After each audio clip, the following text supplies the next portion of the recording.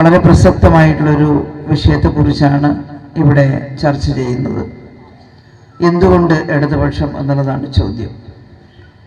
ഈ രാജ്യത്തുടനീളം ഇടതുപക്ഷ ആശയഗതികൾ ശക്തമായ എന്താണ് സംഭവിക്കുക? അത് വ്യക്തമായിട്ട് ആലോചിക്കാൻ ജനങ്ങൾക്ക് അവസരം കിട്ടുകയും തീരുമാനമെടുക്കാൻ കഴിയുകയും ചെയ്താൽ നമ്മുടെ ഇന്ത്യ രാജ്യത്തിൻ്റെ ഗതി പൂർണ്ണമായിട്ടും മറ്റൊരു രീതിയിലായിട്ട് മാറും. അതൊട്ടും മോശമായിട്ടുള്ളൊരവസ്ഥയായിരിക്കില്ല.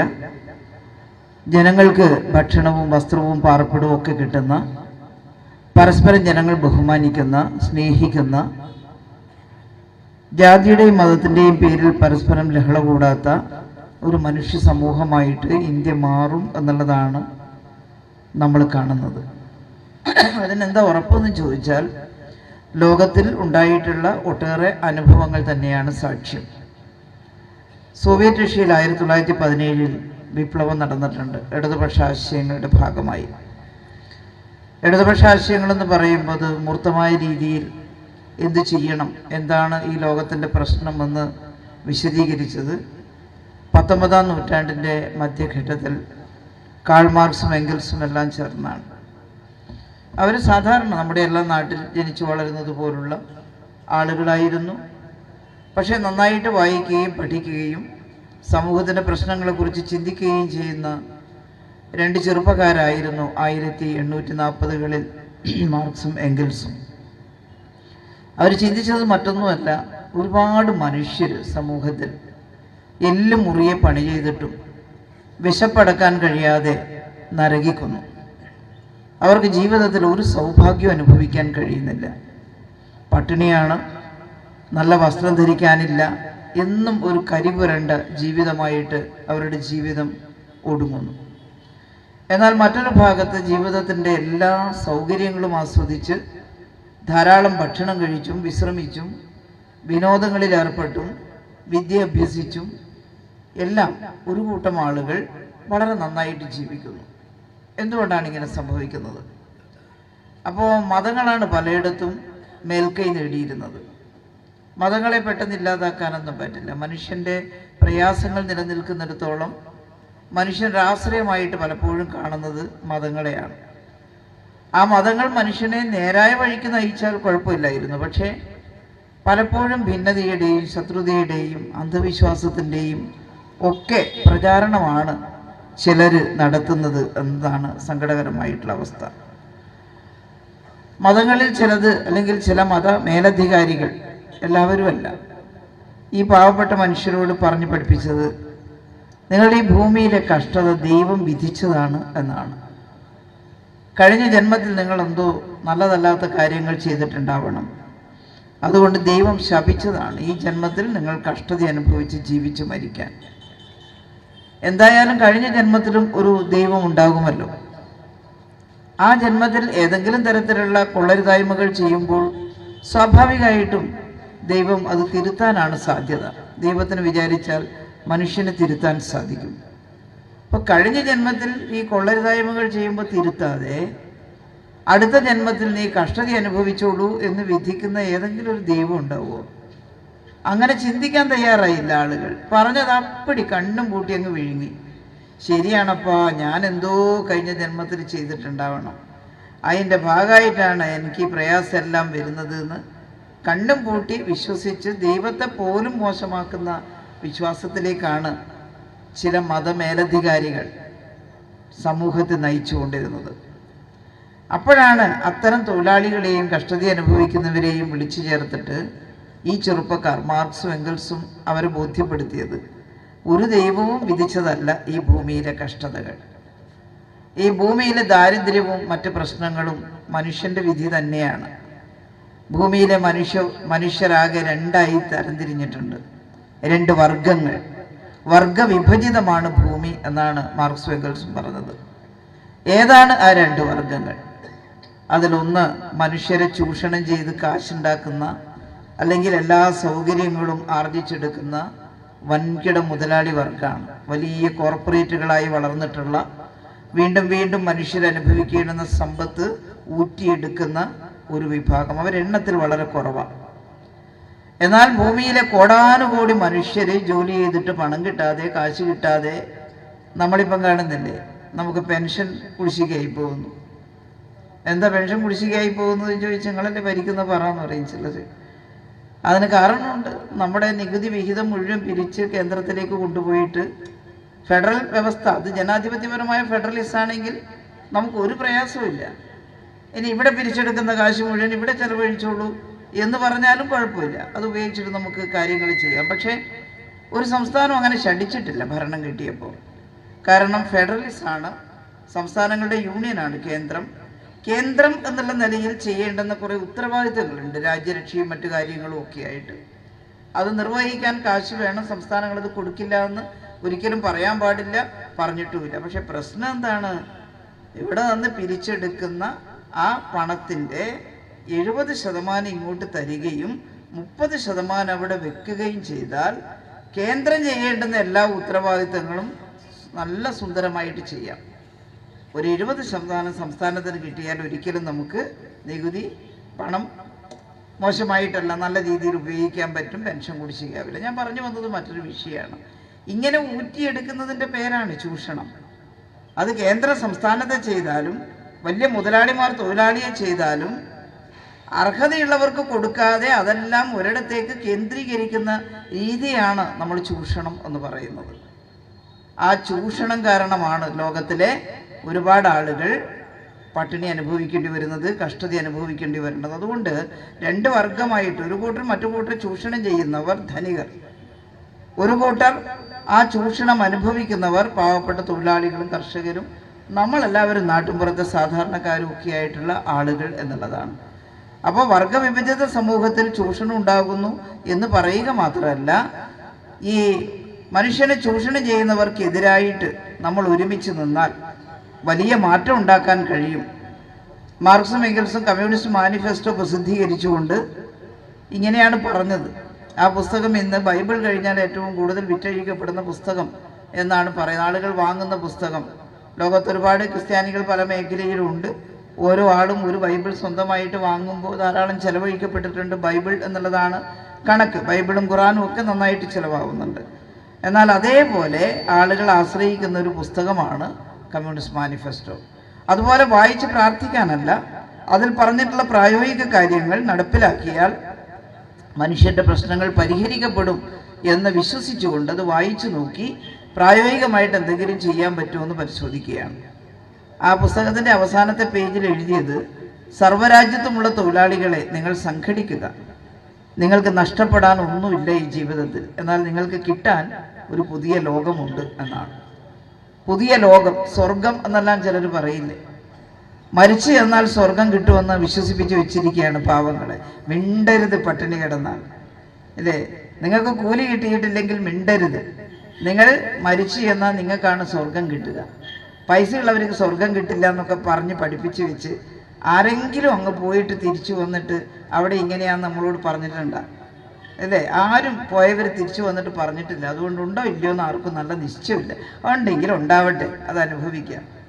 എന്നാൽ മാർക്സും എംഗൽസും പറഞ്ഞത്, ആ സ്വർഗത്തിന് കാത്ത് ഇവിടെ നരകയാതന അനുഭവിക്കുന്നതിന് പകരം ഭൂമിയിലെ സമ്പത്ത്, നേരത്തെ ജയരാം സാഹു പറഞ്ഞതുപോലെ എല്ലാ മനുഷ്യർക്കും ആവശ്യമുള്ളത്ര ഉൽപ്പാദനം നടക്കുന്നു, എന്നിട്ടും എല്ലാ മനുഷ്യർക്കും ആഹാരം കിട്ടുന്നില്ല. ഇതാണ് പറഞ്ഞത്. അപ്പോൾ ഇവിടെ നമ്മൾ കരുതി കൂട്ടി ഇടപെട്ടാൽ നമുക്ക് ആഹാരം കഴിക്കാനുള്ള വഴി കിട്ടും. അതുതന്നെയാണ് ഇവിടുത്തെ സ്വർഗം. സ്വർഗത്തെക്കുറിച്ചൊക്കെ വ്യത്യസ്ത സങ്കല്പമാണ്. പട്ടിണി 14 കിടക്കുന്നയാൾക്ക് സ്വർഗം എന്ന് പറഞ്ഞാൽ എന്താ? ഒരു നേരം വയറ് നിറയെ ആഹാരം കഴിക്കാൻ കഴിയുന്ന ഒരിടാണ് അവരുടെ സ്വർഗം. ധാരാളം ഭക്ഷണം കഴിച്ച് ചെടിപ്പായിരിക്കുന്ന ആളുകൾക്ക് ഭക്ഷണം തരാമെന്ന് പറഞ്ഞാൽ അതൊരു സ്വർഗമല്ല. അവർ വേറെന്തെങ്കിലും സ്വർഗത്തെക്കുറിച്ച് സ്വപ്നം കാണും, അങ്ങനെയാണ്. പക്ഷെ നമ്മൾ പറയുന്ന സ്വർഗം ഈ ഭൂമിയിൽ ഭക്ഷണം കഴിച്ചും വസ്ത്രം ധരിച്ചും വിദ്യ അഭ്യസിച്ചും തൊഴിൽ നേടിയും കൂലി നേടിയും പരസ്പര സ്നേഹം പങ്കിട്ടും പരസ്പരം കലാപരിപാടികളൊക്കെ ആസ്വദിച്ചും ഈ ഭൂമിയിലെ മനോഹരമായ സ്ഥലങ്ങൾ സന്ദർശിച്ചും വിനോദത്തിലേർപ്പെട്ടുമൊക്കെ മനുഷ്യരങ്ങനെ നന്നായിട്ട് ജീവിക്കുന്ന അവസ്ഥ, അതാണ് സ്വർഗം. ആ സ്വർഗം ഭൂമിയിൽ സൃഷ്ടിക്കാൻ കഴിയുമെന്നാണ് ഇടതുപക്ഷം പറഞ്ഞത്. അത് പരീക്ഷണം നടത്തിയിട്ട് വിജയിച്ച ചില ഇടങ്ങളുണ്ട് ഭൂമിയിൽ. അത് നിലനിന്നിട്ടില്ല, അതെല്ലാം അട്ടിമറിക്കപ്പെട്ടു എന്നുള്ളത് വസ്തുതയാണ്. ജവഹർലാൽ നെഹ്റു ജയിലിൽ കിടക്കുമ്പോൾ മകൾ ഇന്ദിരാഗാന്ധിക്ക് അയച്ച കത്തിൽ, അത് പുസ്തകമായി പ്രസിദ്ധീകരിച്ചിട്ടുണ്ട്, അച്ഛൻ മകൾക്ക് അയച്ച കത്തുകൾ. അതിലൊന്നിൽ പറഞ്ഞു, മകളെ ഇന്ദു, നീ ഭാഗ്യവതിയാണ്. നീ ജനിക്കുന്നത് ഈ ഭൂമിയിലെ ഒരു വലിയ വിഭാഗം ജനങ്ങൾ ഒരു മഹാനായ മനുഷ്യസ്നേഹിയുടെ നേതൃത്വത്തിൽ കൊടും പട്ടിണിയിൽ നിന്ന് കരകയറി സ്വാതന്ത്ര്യത്തിൻ്റെ ശുദ്ധവായു ശ്വസിക്കാൻ ഇടയായിട്ടുള്ളൊരു വർഷത്തിലാണ്.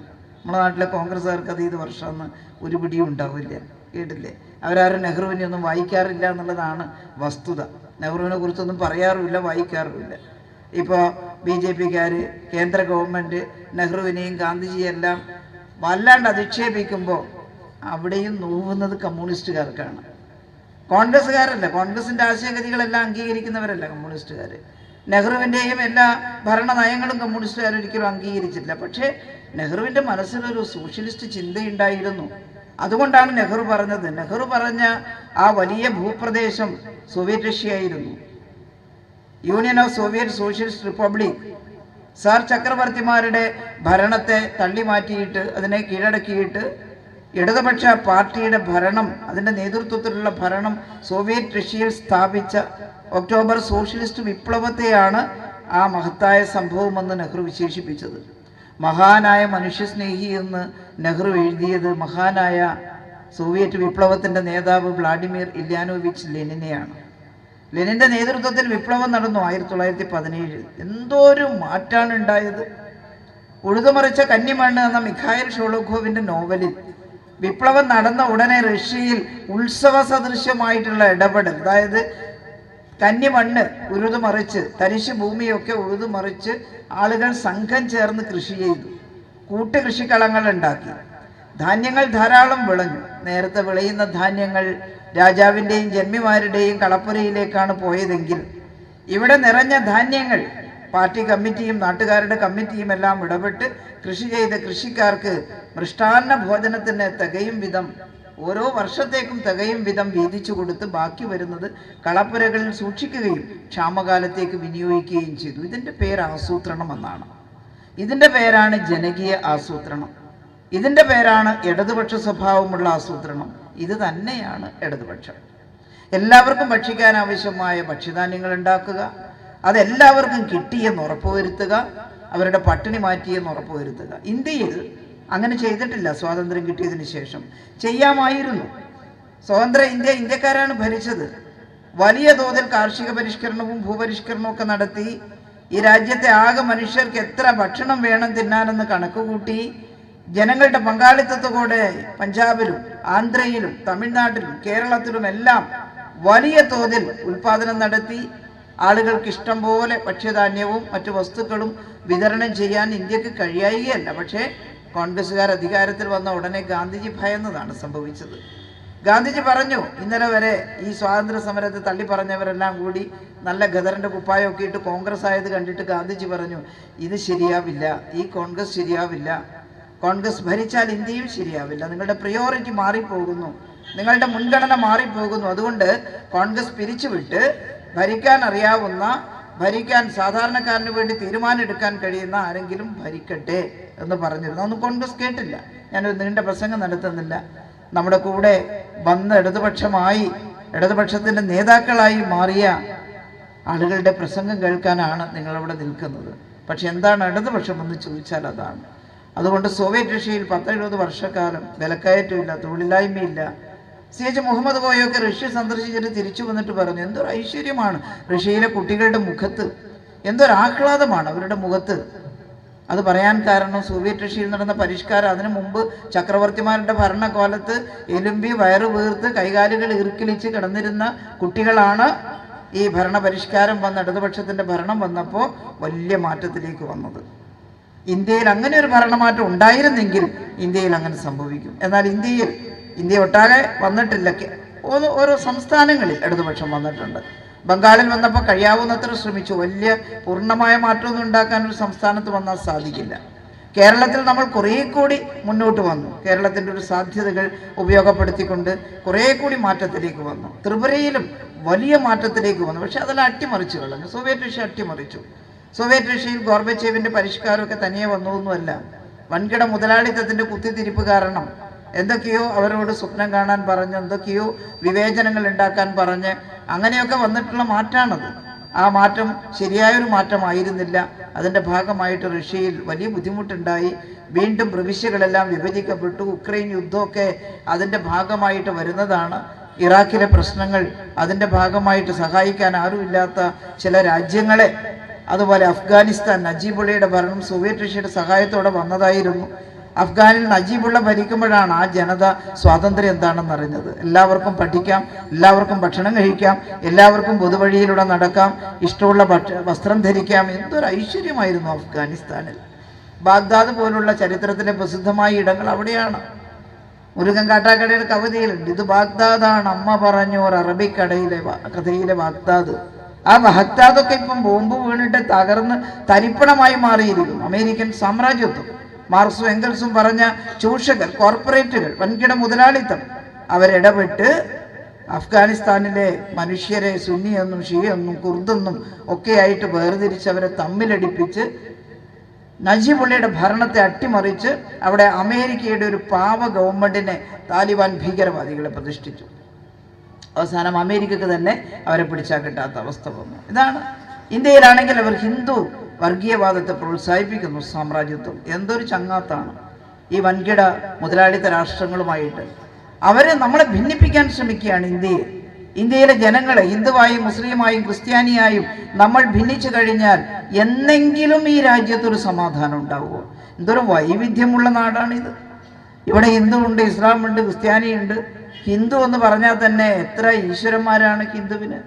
എല്ലാവരും ഒരേ ഈശ്വരനെ പ്രാർത്ഥിക്കുന്നവരാ. ദളിത് ഹിന്ദു സവർണ ഹിന്ദുവിനെ പോലെയാ. എന്തൊരു വ്യത്യാസമാണ്. ആ വ്യത്യാസത്തിനിടയിൽ ഒരു രാജ്യത്തെ പൗരന്മാർ എന്നുള്ള നിലയിലുള്ള ഏകത്വം ഉണ്ടാക്കുന്നതിന് പകരം പുതിയ സിവിൽ കോഡ് കൊണ്ടുവന്നും പുതിയ പൗരത്വ രജിസ്ട്രേഷൻ കൊണ്ടുവന്നും അരിപ്പ കൊണ്ട് അരിക്കും പോലെ ഒരു കൂട്ടരെ ആദ്യം അരിച്ചു മാറ്റുക. വലിയ തരികളെല്ലാം ആദ്യത്തേൽ പോവും അല്ലേ, പിന്നെ അരിപ്പയുടെ കണ്ണി ചെറുതാക്കും, ബാക്കി ചെറിയ കണ്ണിയെയും അരിച്ചു മാറ്റും. ഹിന്ദുവിൽ എല്ലാവർക്കും സ്വാതന്ത്ര്യമൊന്നും കിട്ടാൻ പോകുന്നില്ല. അപ്പോൾ വളരെ ഭീകരമായതെന്തോ ഈ രാജ്യത്ത് സംഭവിക്കുന്നു. അതിനിടയുണ്ടാക്കി കൊടുത്തത് കോൺഗ്രസ് ആണെന്ന കാര്യത്തിൽ ഒരു സംശയവുമില്ല. നിസ്സാരമായൊരു കാര്യമായിട്ടാണ് ചിലർ ബാബറി പള്ളി പൊളിച്ചതിനെ കണ്ടത്. എന്നാൽ ഞങ്ങൾ അന്ന് തന്നെ പറഞ്ഞു, ഇത് ഗുരുതരമായിട്ടുള്ള ഭവിഷ്യത്ത് ഈ രാജ്യത്തുണ്ടാക്കും. ഒരു പള്ളി പൊളിക്കുന്നു എന്നുള്ളത് മാത്രമല്ല, ഒരു രാജ്യത്തിൻ്റെ മനസ്സ് പൊളിക്കുന്നു എന്നുള്ളതാണ്. എത്ര കുട്ടികളാണ്, പെൺകുട്ടികളാണ് മാനഭംഗം ചെയ്യപ്പെട്ടത്. എന്തൊക്കെ പ്രശ്നങ്ങളാണ് ഉണ്ടായത്. നെഹ്റു വളരെ സമർത്ഥമായിട്ട് അവിടെ അടച്ചിട്ട് അവിടെ പ്രവേശിക്കേണ്ടതില്ല എന്ന തീരുമാനം എടുത്ത് പിന്നീട് രാജീവ് ഗാന്ധി വന്നപ്പോൾ പ്രവേശനം സാധ്യമാക്കി എന്നുള്ളത്. ഞാനതിൻ്റെ ഉള്ളടക്കത്തിലേക്ക് പോകുന്നില്ല. അപ്പോൾ കാര്യങ്ങൾ മനസ്സിലാക്കുമ്പോൾ BJPക്ക് അകത്തുള്ള സഹോദരങ്ങൾ വരാൻ തയ്യാറാവും. എന്നിട്ട് തിരിച്ച് BJPക്ക് അകത്ത് വിട്ടുപോയിട്ടുള്ള എല്ലാവരും വളരെ വലിയ വർഗീയവാദിയാണെന്നൊന്നും പറയാൻ പറ്റില്ല. ആ പാർട്ടിക്കകത്ത് ഇപ്പോഴും നേരത്തെ അതിൻ്റെ കൂടെയായിരുന്നു. പിന്നെ ഹിന്ദുവിന് എന്തെങ്കിലും വലിയ ഐശ്വര്യം വരും എന്നെല്ലാം പ്രതീക്ഷിച്ചൊക്കെ നിൽക്കുന്ന ആളുകളൊക്കെ അതിനകത്തുണ്ട്. അത് ശരിയാണെന്നൊക്കെ കരുതിയിട്ട് അവർ കാര്യങ്ങൾ തിരിച്ചറിയുമ്പോൾ തീവ്രവാദികളല്ലാത്ത എല്ലാ BJPക്കാരും അവർ തിരിച്ചു വരും, അവർ തിരുത്തും എന്ന കാര്യത്തിൽ യാതൊരു തർക്കവുമില്ല. നമ്മൾ അവരെ എല്ലാ ശത്രുപക്ഷത്തൊന്നും ചേർക്കുന്നില്ല. പക്ഷേ ഇതാണ്, ഈ വലിയ തീവ്രവാദം ഉണ്ടായാൽ അത് രാജ്യത്തിൻ്റെ സ്വൈര്യത എങ്ങനെ നശിപ്പിക്കും എന്നതിൻ്റെ എത്രയോ ഉദാഹരണങ്ങൾ ഇവിടെ ഉണ്ടായിട്ടുണ്ട്. ഞാൻ ഒരുപാട് ദീർഘിപ്പിക്കുന്നില്ല. ഇടതുപക്ഷം അധികാരത്തിൽ വന്നിടത്തെല്ലാം ജനങ്ങൾക്ക് ഗുണമേ ഉണ്ടായിട്ടുള്ളൂ. പിന്നെ അത് ദോഷമായിട്ട് എവിടെയെങ്കിലും വന്നിട്ടുണ്ടെങ്കിൽ ഇടതുപക്ഷത്തെ അട്ടിമറിച്ചതിന് ശേഷമാണ്. ആ അട്ടിമറിക്ക് ശേഷം പലയിടത്തും വീണ്ടും കുഴപ്പങ്ങൾ. ഇപ്പോൾ ത്രിപുരയിൽ എന്തൊരു സമാധാനം ഉണ്ടാക്കിയിരുന്നു അവിടുത്തെ LDF ഗവൺമെൻറ്. പക്ഷേ അതിനെ എന്തെല്ലാം ഉപയോഗിച്ചിട്ടാണ് ഗിരിവർഗ മേഖലയിൽ കയറി അവിടുത്തെ ഭീകരവാദികളെ പ്രോത്സാഹിപ്പിച്ച് അതെല്ലാം അട്ടിമറിച്ചതിന് ശേഷം അവിടെ വീണ്ടും അതിർത്തി പ്രദേശത്ത് ഭീകരവാദം തലപൊക്കിയിരിക്കുകയാണ്. വീണ്ടും വലിയ പ്രശ്നങ്ങൾ ജനങ്ങൾ അനുഭവിക്കുകയാണ്. അപ്പോൾ നമ്മൾ നന്നായിട്ട് മനസ്സിലാക്കണം, കേരളത്തിൽ ഇടതുപക്ഷം ശക്തമായതുകൊണ്ട് 57 മുതൽ ഒരു തുണ്ട് ഭൂമിക്ക് അവകാശികളായി കുടിയൊഴിപ്പിക്കലിനെതിരായിട്ടുള്ള നിയമം, അതുപോലെ ഭൂപരിഷ്കരണ നിയമം, നമ്മൾ കൊണ്ടുവന്നിട്ടുള്ള സമ്പൂർണ്ണ സാക്ഷരതാ യജ്ഞം, നമ്മൾ കൊണ്ടുവന്നിട്ടുള്ള ജനകീയാസൂത്രണ പ്രക്രിയ, കുടുംബശ്രീ അയൽക്കൂട്ടത്തിൻ്റെ രൂപീകരണം, കഴിഞ്ഞ പിണറായി സർക്കാർ കൊണ്ടുവന്നിട്ടുള്ള 4 മിഷനുകൾ, ആർദ്രം, ഹരിത കേരള മിഷൻ, വിദ്യാഭ്യാസ സംരക്ഷണ യജ്ഞം, ലൈഫ് ഇല്ലേ, അതിദരിദ്രരുടെ സർവേ എടുത്ത് 2025 ഒരാളെയും അരിദരിദ്രരായി തുടരാൻ അനുവദിക്കില്ല, അവരെ സഹായിക്കുമെന്ന പ്രഖ്യാപനം. ഇതൊക്കെയാണ് സോഷ്യലിസം എന്ന് പറയുന്നത്.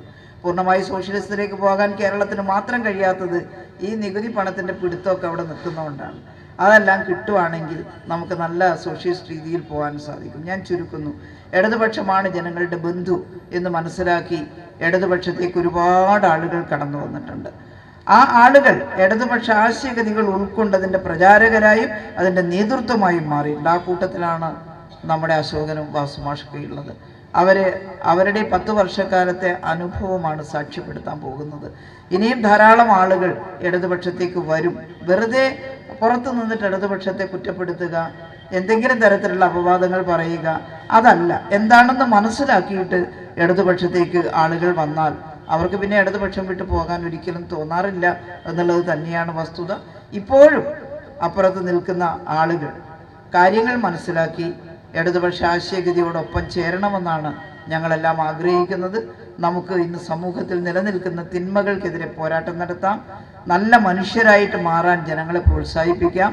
ജനങ്ങളുടെ ജീവിത പ്രശ്നങ്ങൾ പരിഹരിക്കാൻ ഒരുമിച്ച് ചേർന്ന് പരിശ്രമിക്കാം. ഇപ്പം നമുക്കൊരു പോരാട്ടം നടത്തണം. കേരളത്തിൽ അർഹതയുള്ള വിഹിതം കിട്ടണം, സംസ്ഥാനത്തിന് വേണ്ടതെല്ലാം ലഭ്യമാകണമെന്ന് പറഞ്ഞ് പോരാട്ടം നടത്തുന്ന അവസരം കൂടിയാണ്. അപ്പോൾ ഞാൻ ഒരു കാര്യം കൂടി പറയാൻ ആഗ്രഹിക്കുന്നു. പാർലമെൻറ്റ് തെരഞ്ഞെടുപ്പ് പ്രഖ്യാപിച്ചിട്ടില്ല, പക്ഷേ എന്തായാലും ഏപ്രിൽ മാസത്തിൽ നടത്തേണ്ടതായിട്ട് വരും. എന്നാൽ ഇടതുപക്ഷ ജനാധിപത്യ മുന്നണി അതിൻ്റെ സ്ഥാനാർത്ഥികളെ ആകെ പ്രഖ്യാപിച്ചു കഴിഞ്ഞു. അതിൽ കേരള കോൺഗ്രസ് ആദ്യം തന്നെ അവരുടെ സ്ഥാനാർത്ഥിയെ കോട്ടയത്ത് പ്രഖ്യാപിച്ചു, ജോസ് കെ മാണിയാണ്. പിന്നീട് CPI അവരുടെ 4 സീറ്റിൽ സ്ഥാനാർത്ഥികളെ പ്രഖ്യാപിച്ചു. അതിൻ്റെ പിറ്റേന്ന് CPIM 15 സീറ്റിലെ സ്ഥാനാർത്ഥികളെയും പ്രഖ്യാപിച്ചു. വലിയ സമരം നടക്കുന്നു. ഇത്തവണ എന്തായാലും കഴിഞ്ഞ തവണത്തെ സ്ഥിതി ആവർത്തിക്കില്ല എന്ന് ഉറപ്പാണ്. കാരണം കഴിഞ്ഞ തവണ കേന്ദ്രത്തിൽ BJP ഇതര ഗവൺമെൻറ് വരാൻ കോൺഗ്രസിൻ്റെ ഗവൺമെൻറ് വരും എന്ന് ചിലരെങ്കിലും പ്രതീക്ഷിച്ചിരുന്നു. രാഹുൽ ഗാന്ധി ഇവിടെ മത്സരിക്കുക കൂടി ചെയ്തപ്പോൾ രാഹുൽ ഗാന്ധി ഇന്ത്യൻ പ്രധാനമന്ത്രിയാകുമെന്നാണ് കോൺഗ്രസ്സുകാർ പ്രചരിപ്പിച്ചത്. ഞങ്ങൾക്ക് വിരോധമൊന്നുമില്ല സാധിച്ചാൽ, പക്ഷേ സാധിക്കില്ല എന്നുള്ള കാര്യം പകലുപോലെ പരമാർത്ഥമായല്ലോ. ഏത് സ്റ്റേറ്റിൽ നിന്നാണ് കോൺഗ്രസിന് സീറ്റ് കിട്ടേണ്ടത്? കിട്ടിയത് പോയിക്കൊണ്ടിരിക്കുക. നേരത്തെ ജയറാം സാഹു പറഞ്ഞതുപോലെ ഇതേ നോക്കൂ, ഹിമാചൽ പ്രദേശിൽ നിന്ന് കൂട്ടത്തോടെ പോകാൻ പുറപ്പെട്ടിട്ട് അവിടെ വലിയ ലഹള നടക്കുകയാണ്. തിരഞ്ഞെടുക്കപ്പെട്ട MP കഴിഞ്ഞ 2-3 ദിവസം മുമ്പാണ് BJPയിലേക്ക് പോയത്. തമിഴ്നാട്ടിലെ തിരഞ്ഞെടുക്കപ്പെട്ട ഒരു MLA വനിത ഇപ്പോഴാണ് ചാടിപ്പോയത്. കേരളത്തിൽ നിന്ന് ആരും ചാടിപ്പോകുന്നൊന്നും നമുക്കിപ്പോൾ പറയാൻ പറ്റില്ല, പക്ഷേ കേരളത്തിലും അതിൻ്റെ സൂചനകൾ കണ്ടു തുടങ്ങിയിട്ടുണ്ട്. അതുകൊണ്ട് അങ്ങനെ കോൺഗ്രസ് നിൽക്കുമ്പോൾ ആ കോൺഗ്രസിൽ പൂർണ്ണമായും വിശ്വാസം അർപ്പിക്കാൻ കഴിയുന്നില്ല. കോൺഗ്രസ് ഏതെങ്കിലും കേരളത്തിനൊക്കെ വെളിയിലുള്ള സംസ്ഥാനങ്ങളിൽ നിന്ന് കുറേ സീറ്റ് മേടിച്ചിട്ട് വരട്ടെ, നമുക്കതൊരു സന്തോഷമേ ഉള്ളൂ. ഇന്ന് ഇന്ത്യ മുന്നണിയുടെ ഭാഗമാണ് നമ്മളൊക്കെ. എന്നാൽ കേരളത്തിലെ 20 സീറ്റുകളിൽ നിന്ന് ഇടതുപക്ഷ ജനാധിപത്യ മുന്നണി സ്ഥാനാർത്ഥികളെ തിരഞ്ഞെടുത്താൽ അവിടെ ശക്തമായിട്ടുള്ള ഒരു ഇടതുപക്ഷ ബ്ലോക്ക് ഉണ്ടാകും. മതേതരത്വം സംസാരിക്കുന്നതിന്, അത് നിലനിർത്താൻ വേണ്ടി പോരാട്ടം നടത്തുന്നതിന്, ജനാധിപത്യ സംരക്ഷണത്തിന് നന്നായിട്ട് പോരാട്ടം നടത്താനും അഭിപ്രായ രൂപീകരണത്തിൽ സ്വാധീനം ചെലുത്താനും ഇടതുപക്ഷം ഉണ്ടാകും. ആ ഇടതുപക്ഷത്തെ വിജയിപ്പിക്കണമെന്നാണ് ഈ നാട്ടിലെ ജനങ്ങളോട് ഞങ്ങൾ അഭ്യർത്ഥിക്കുന്നത്. ഇവിടെ വടകര പാർലമെൻറ്റ് നിയോജക മണ്ഡലത്തിൽ ഇടതുപക്ഷ മുന്നണി എൻ്റെ പേരാണ് നിർദ്ദേശിച്ചിരിക്കുന്നത്. അതുകൊണ്ട് പ്രഖ്യാപിച്ചതിന് ശേഷം നമ്മൾ തെരഞ്ഞെടുപ്പ് പ്രചരണ രംഗത്തേക്ക് ഇറങ്ങുകയാണ്. നിങ്ങളെല്ലാവരും ഒന്നു ചേർന്ന് വലിയ ഭൂരിപക്ഷത്തോടെ ജയിപ്പിക്കണമെന്ന് അപേക്ഷിക്കുന്നു. ജയിച്ചു വന്നാൽ വടകര പാർലമെൻറ്റിൻ്റെ നിയോജക മണ്ഡലത്തിലെ വികസന പ്രശ്നങ്ങൾ ഈ നാട്ടിലെ എല്ലാവരെയും, അതിന് താല്പര്യമുള്ള എല്ലാവരെയും വിളിച്ചു ചേർത്ത് ഞങ്ങളെല്ലാം ചേർന്ന്, ഇവിടെ ഇരിക്കുന്നവരെല്ലാം ചേർന്ന് ചർച്ച ചെയ്യും. സാധ്യമായതെല്ലാം ചെയ്യാൻ ഞങ്ങൾ ഒരുമിച്ച് പരിശ്രമിക്കും. അതിലൊന്നും ഒരു സംശയവുമില്ല. അവിടെ നമ്മുടെ നാടിൻ്റെ മതേതരത്വം തകർന്നു പോകാതെ സംരക്ഷിച്ചു നിർത്തുന്നതിന് വേണ്ടി ഞങ്ങൾ ഒറ്റക്കെട്ടായി പോരാടും. ആ പോരാട്ടത്തിൽ നിങ്ങൾ ജയിപ്പിച്ചു വിട്ടാൽ വടകരയുടെ MP എന്നുള്ള നിലയിൽ ഞാനും ഉണ്ടാകും എന്നാണ് പറയാനുള്ളത്. അതുകൊണ്ട് വിജയിപ്പിക്കണമെന്ന അപേക്ഷ കൂടി ഈ നാട്ടുകാരുടെ മുമ്പാകെ വെക്കുകയാണ്. ഞാൻ ഈ പരിപാടി ഉദ്ഘാടനം ചെയ്ത് അറിയിക്കുകയാണ്.